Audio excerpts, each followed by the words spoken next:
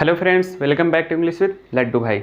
तो दोस्तों, आज की इस वीडियो में हम फ्यूचर परफेक्ट कॉन्टिन्यूअस सीखने वाले हैं, जिसका पहचान रहा होगा, रही होगी, रहे होंगे होता है, या फिर ता रहेगा, ती रहेगी, ते रहेंगे, ता रहूँगा, इस तरह का पहचान होगा। लेकिन एक चीज़ हमेशा याद रखिएगा, ये जो फ्यूचर परफेक्ट कॉन्टिन्यूअस होता है इसमें टाइम के साथ रहता है, रहा होगा, रही होगी, रहे होंगे, ठीक है।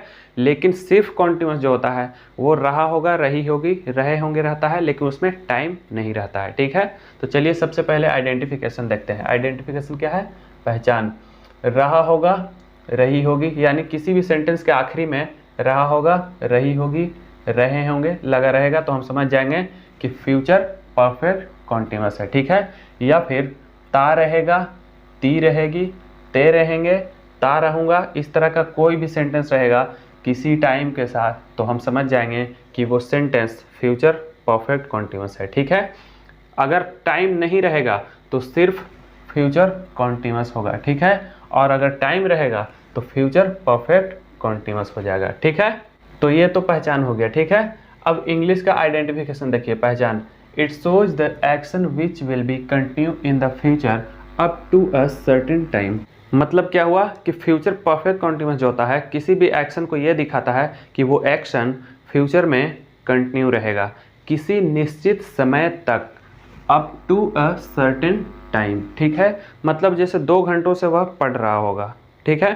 तो 2 घंटा से पढ़ रहा होगा लेकिन किसी टाइम पर जाके वो ख़त्म हो जाएगा, मतलब किसी निश्चित समय पे जाके वो काम ख़त्म हो जाएगा, ठीक है।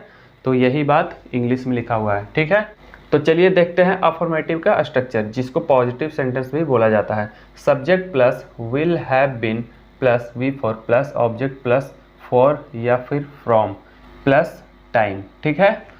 तो ये अफर्मेटिव का स्ट्रक्चर हो गया, ठीक है। तो पहला सेंटेंस क्या है? वह इस घर में 10 सालों से रह रहा होगा। तो इस सेंटेंस के आखिरी में हमें क्या मिल गया? रहा होगा, जो कि यहाँ लिखा हुआ है। तो हम समझ जाएंगे कि ये फ्यूचर परफेक्ट कॉन्टिन्यूअस है और इसमें टाइम भी है 10 सालों से, इसलिए ये फ्यूचर परफेक्ट कॉन्टिन्यूअस हो गया। अगर ये 10 सालों से नहीं रहता तो फिर क्या होता? वह इस घर में रह रहा होगा, तो ये फिर क्या हो जाता? फ्यूचर कॉन्टिन्यूअस हो जाता, जो कि बनाने का तरीका अलग हो जाता। He will be living in this house, वह इस घर में रह रहा होगा। लेकिन जब 10 साल लग गया, यानी कोई टाइम लग गया, तो फिर बनाने का नियम, रूल चेंज हो जाएगा। वो क्या हो जाएगा? विल हैव बीन हो जाएगा, ठीक है। तो देखिए, वह इस घर में 10 सालों से रह रहा होगा। He will have been living in this house for 10 years. He will have been living in this house for 10 years. He will have been living in this house for 10 years. ठीक है, 10 years. He will have been living in this house for 10 years. देखिए यहाँ पे मैं for का इस्तेमाल किया और from का भी इस्तेमाल होता है। जिस जगह पे प्रेजेंट परफेक्ट कॉन्टिन्यूअस और पास्ट परफेक्ट कॉन्टिन्यूअस में सिंस का इस्तेमाल होता है, उस जगह पे हम फ्यूचर परफेक्ट कॉन्टिन्यूअस में फ्रॉम का इस्तेमाल करेंगे, और बाकी जहाँ पे फॉर का इस्तेमाल करते हैं वहाँ पे फॉर का इस्तेमाल करेंगे, ठीक है। तो पीरियड ऑफ टाइम रहेगा तो फॉर का इस्तेमाल करेंगे, और पॉइंट ऑफ टाइम रहेगा यानी टाइम का नाम दिया रहेगा तो हम फ्रॉम का इस्तेमाल करेंगे, ठीक है। He will have been living in this house for 10 years, वह इस घर में 10 सालों से रह रहा होगा। ये 10 साल का ड्यूरेशन दिया हुआ है, ठीक है। मतलब 10 साल का कोई नाम नहीं है, ठीक है। तो ये पीरियड ऑफ टाइम है, ठीक है, इसलिए यहाँ पे हम फॉर का इस्तेमाल किए हैं, ठीक है। दूसरा सेंटेंस है निगेटिव, जो कि ये वाला स्ट्रक्चर पे है, ठीक है। Subject plus will plus not plus have been plus V four plus object plus for या फिर फ्रॉम प्लस टाइम, ठीक है। तो सेंटेंस हमारा क्या है? कल वह सुबह से नहीं पढ़ता रहेगा। इसमें भी टाइम है सुबह से, ठीक है। तो कल को क्या बोलेंगे? Tomorrow. Tomorrow he will not have been studying from morning. Tomorrow he will not have been studying from morning. कल के लिए हम टुमारो का इस्तेमाल करेंगे। Tomorrow he will not have been studying from morning.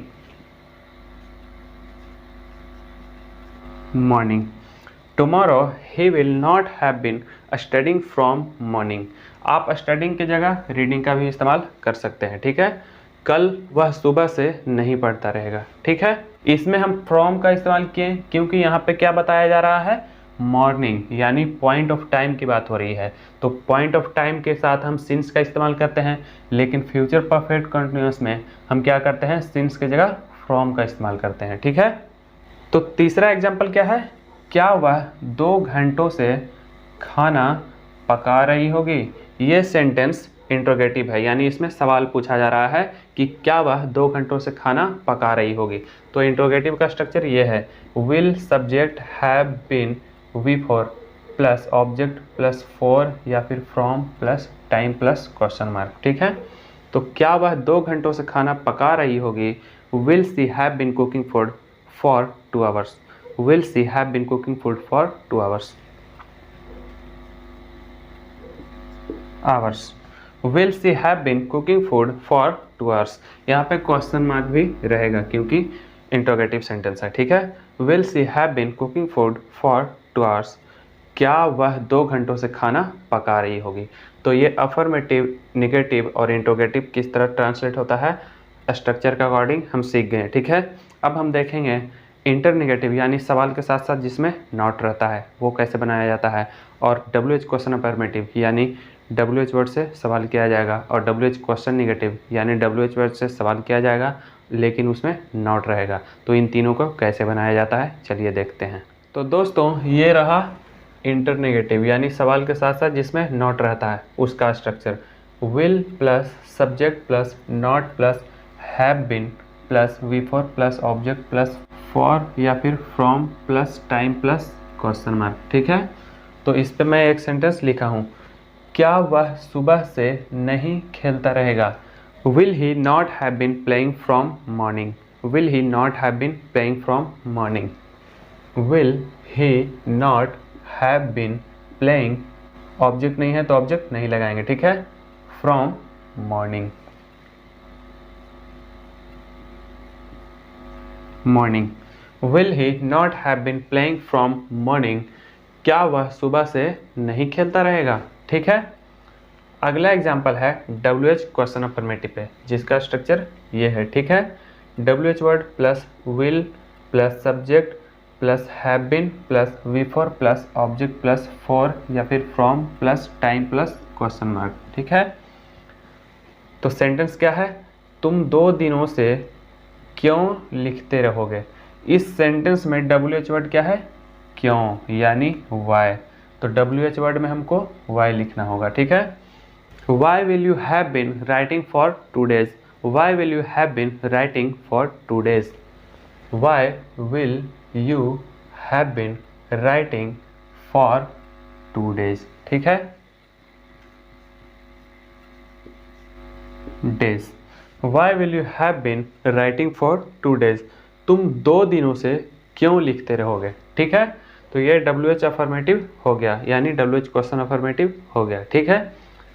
अब लास्ट एग्जांपल है WH question negative पे, जिसका स्ट्रक्चर ये है, ठीक है। WH word plus will plus subject plus not plus have plus been plus V four plus object plus for या फिर from plus time plus question mark, ठीक है।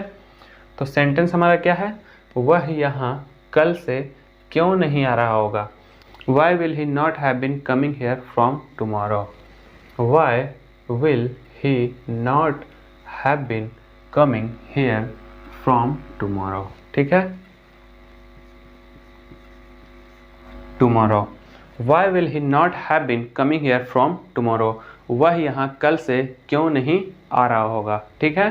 तो इस तरह दोस्तों फ्यूचर परफेक्ट कॉन्टिन्यूअस को स्ट्रक्चर के अकॉर्डिंग ट्रांसलेट किया जाता है 6 फॉर्म में, affirmative, negative, interrogative, internegative, WH question affirmative और WH क्वेश्चन नेगेटिव में, ठीक है।